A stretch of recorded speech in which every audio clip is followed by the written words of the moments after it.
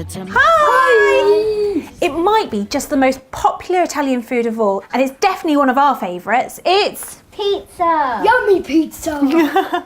brilliant. We're going to show you how to make it all from scratch, including a really easy base. So let's get started. Have you washed your hands, Milo?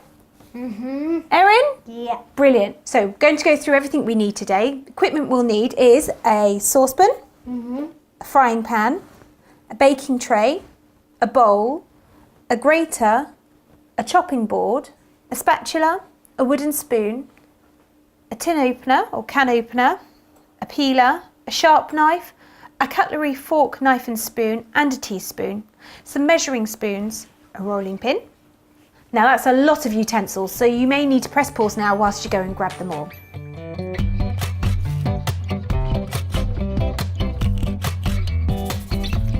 The ingredients you'll need are self-raising flour, wholemeal flour, black pepper, balsamic vinegar, sunflower oil, basil, red pepper, mushrooms, red onion, garlic, courgette and carrot, cheddar cheese, natural yoghurt, sweet corn, a tin of tomatoes and a little bit of chilli powder too. We're using reduced fat cheese, healthier than using the full fat. Again, that's a lot of ingredients, so do press pause whilst you go and find them all.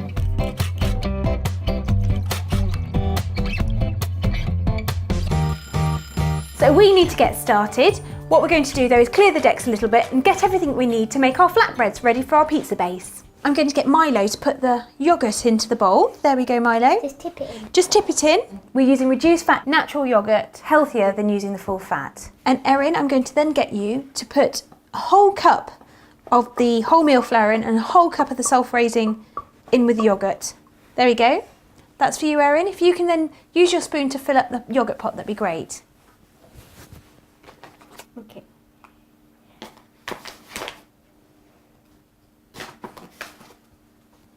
There we go, it's about 5 spoonfuls there.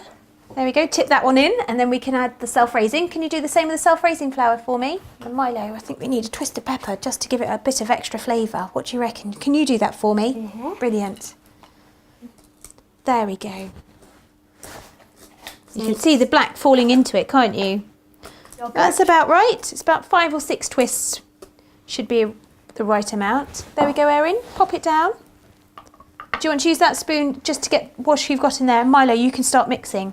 I'll hold the bowl. It's quite good to have an adult just to keep things a little bit steady. Yeah, not a bee.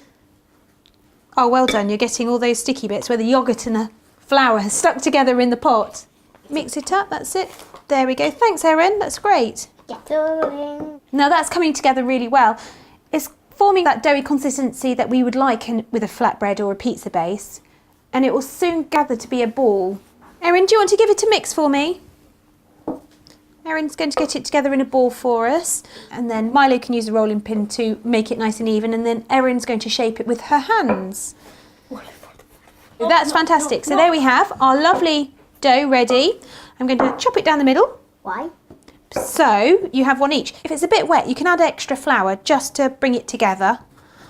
In this case, we're going to give a sprinkle of flour onto our boards. There we go. Milo, can you sprinkle some on the board too? Use that spoon and just give it a light dusting. You don't need too much. Now sprinkle it over the board so you've got a nice covering.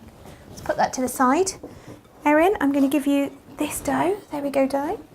Well done, Milo. I'm going to roll it Fab. with a rolling pin. And then you can, that's a really good tip actually, because if you cover your rolling pin in the flour, that allows the rolling pin to not get sticky on the dough, just in case. So well done, Milo. There we go, so there's yours. Let's put that underneath. So now that they have their dough on their board, what we're going to do is, Milo, can you pull it apart and make 2 pieces for me?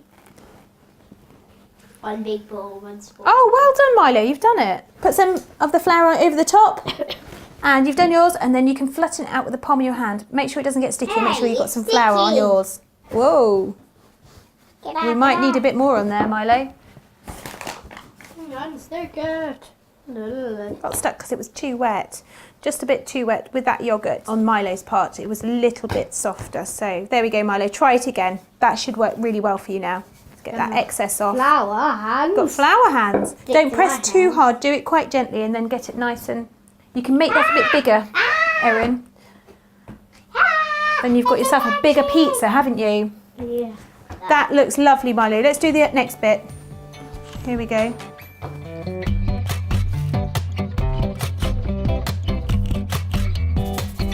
So they've shaped and moulded and flattened their flatbreads, ready to go on the pan. That's really well done, Erin. And nice work there, Milo. We're going to pause now and wash our hands. We'll see you in a second.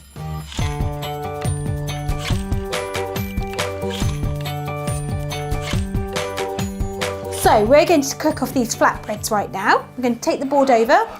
There we go. Watch me, guys, and see what we've got to do. We're going to heat up the pan. When you're using the hob, always have an adult nearby to help you cook. Going to give it a minute just to warm up. Lift the dough, and then we're going to pop it into the pan. Without any oil, it's really simple. And let it just start to heat. It starts to actually brown underneath, and you'll see it start to actually rise a little bit. So the flatbread's actually starting to bubble, which is exactly what we wanted to do. It gives it a little bit of air inside and makes it a little bit lighter. We're going to flip it over now. It's been done for about a minute to 2 minutes. And it's lovely and toasted on one side. We're going to wait for the other side to now do exactly the same. Whilst we're actually cooking these flatbreads off, why don't you press pause and you can cook yours too. We'll see you in a minute.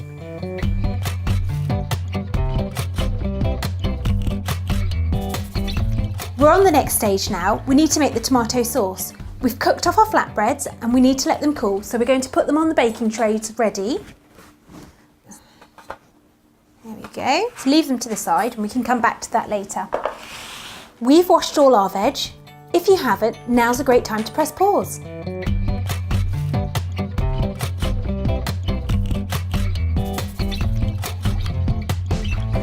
Milo, we're going to chop off the end of the carrot just to make it easy when you're starting to grate. We need to peel it as well, so if you can hold the top of the carrot for me and use the peeler in that hand. Well done, Milo, that's fantastic. Erin, I'm going to get you to chop up the pepper for me. We're going to make it into slices, but first of all, really important, take off the bottom so we don't let it rock and roll everywhere. So let's chop off the bottom and it makes it nice and secure, ready to take the core out. We're going to do it like this. If you can hold it, Erin, and slice down using your claw technique. That's it, fingers together over the top. I've done it. And then you take it down like this. Have you? Well done, Milo. And chop right down. And then we need to twist and turn and do it again. Well done, Milo, that's fab. Can you grate it for me now? I need to use this one. So mind your fingers, and we need to do it in a down motion like this.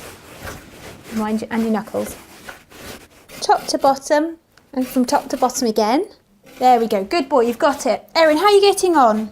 Good. Now I need you to cut these into strips for me, please, if that's all right. Use your claw technique again, where you can chop down and make really nice slices. Milo, you're doing a great job there. That's nearly the whole carrot done. Fantastic. Good girl, Erin. That's wonderful chopping. Pop it to the side so you give yourself some space on your board. It's a really I'm good... done now. I think you are done. That's brilliant. Let's move that. And now, Milo, what we need to do is chop our courgette. So we're going to take the ends off. I don't like it. We don't need those. So what I'm going to do now is use my bear claw. And we're going to, yeah, exactly. We're going to chop the courgette in half, cut it into a length, and then we'll take it down into thicker strips, and then we'll cut them into chunks like this, look.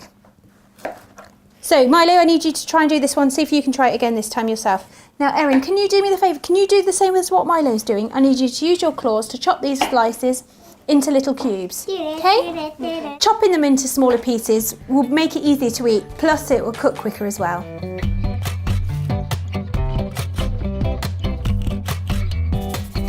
So, just for speed, I'm going to chop the onion and garlic myself. Taking the top off, using the bridge to cut through and have 2 equal halves, giving them a quick peel and keeping the root intact because it stops that stinging happening in your eyes, or should lessen it at least. I'm using the bridge now to actually slice down into the onion, giving myself some nice even slices, and then using the claw to go back and dice it. The bigger it is, the more texture you'll have. Now we're going to go ahead and do the garlic. Garlic. This way you can actually do it fork secure. I'll show you how to do Can I it. do it? Let me take the... Skin off. Yeah. So there we are. There's a piece of garlic. Let's use the fork. And what I need you to do is stab it and then slice it into nice thin slices. You remember how we did it before, Milo? And you just cut down.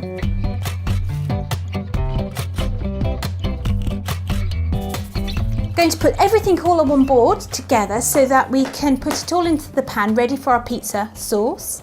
There we go. Look at all those colours. Don't they look like a rainbow? So let's take them to the side. I missed. So we're going to get the sauce ready. We're going to turn the heat on the pan. We need 2 teaspoons of sunflower oil. Let this heat for a minute. There we go. And then we're going to add the onion, garlic and pepper into the warm oil. Fizzy, fizzy. Fizzy, fizzy. And then we need a wooden spoon To mix it. to give it a mix. We're going to cover the vegetables all in oil and let them cook through evenly. Do that for 2 minutes.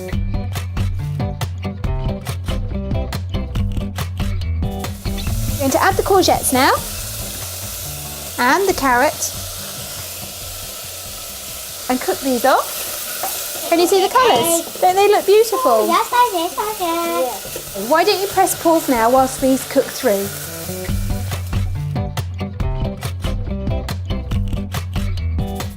Now we're going to get everything else into the pan. So we've got a tin of tomatoes, to tear up the basil leaves. Wow. Going to put a teaspoon of balsamic vinegar in.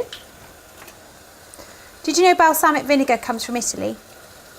You could just pull the whole You could pour it all in, but it would be too Spicy. vinegary, it would be too sharp. And then we're going to put half a teaspoon of chilli powder in, just to give it a little bit of a Put all the zap. chili in. Chili, pow, pow. There we go. Let's mix this all together and then we'll see you in 2 minutes. Why don't you press pause now?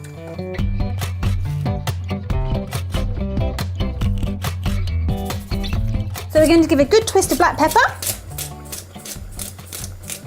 Let it stew down for about 15 minutes. So why don't you press pause now?